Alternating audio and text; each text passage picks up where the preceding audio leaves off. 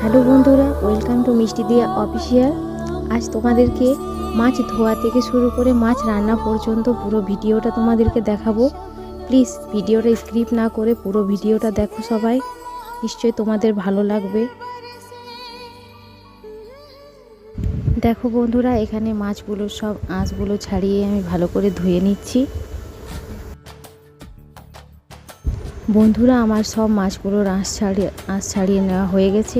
এবার আমি পরিষ্কার করে ধুয়ে নেব, জল পাল্টিয়ে ভালোভাবে ধুয়ে নেব। যতক্ষণ না লাল জল যে থাকবে সেই জলটা যতক্ষণ না যায় ততক্ষণ জল পাল্টিয়ে ভালো করে পরিষ্কার করে আমি ধুয়ে নেব। দেখো বন্ধুরা, আমার সব মাছগুলো ভালো করে পরিষ্কার করে ধোয়া হয়ে গেছে।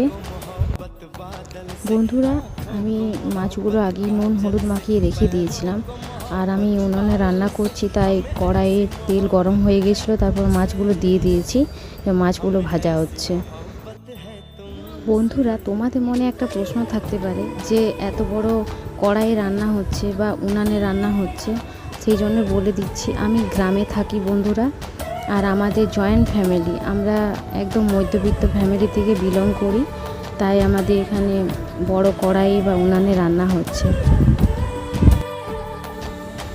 বন্ধুরা, যারা যারা আমার ভিডিও দেখো বা যারা যারা আমার নতুন ভিডিও দেখছো, তাদেরকে বলি সবাই আমার চ্যানেলটা পাশে থাকো বা আমার পাশে থাকো। আমার চ্যানেলটা যারা যারা সাবস্ক্রাইব করোনি তারা সাবস্ক্রাইব করো, যাতে আমার গ্রামের পরিবেশ বা আমার গ্রামের যে রান্না বান্না সব ভিডিও তোমাদের কাছে তুলে ধরতে পারি, এবং আমাদের বাড়িতে যে যে রান্না হচ্ছে সেগুলো তোমাদেরকে দেখাতে পারি।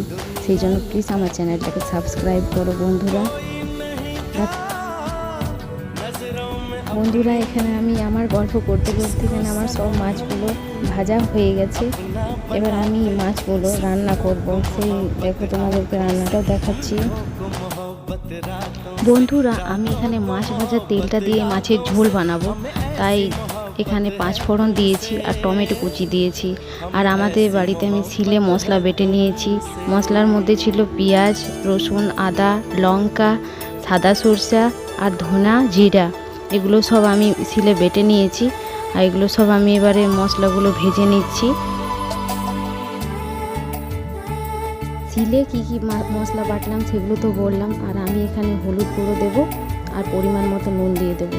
আর একদম হালকা পাতলা ঝোল বানাবো। গরমের দিন বেশি ঝোল খাওয়া ভালো নয়, তাই একদম হালকা পাতলা ঝোল বানাবো।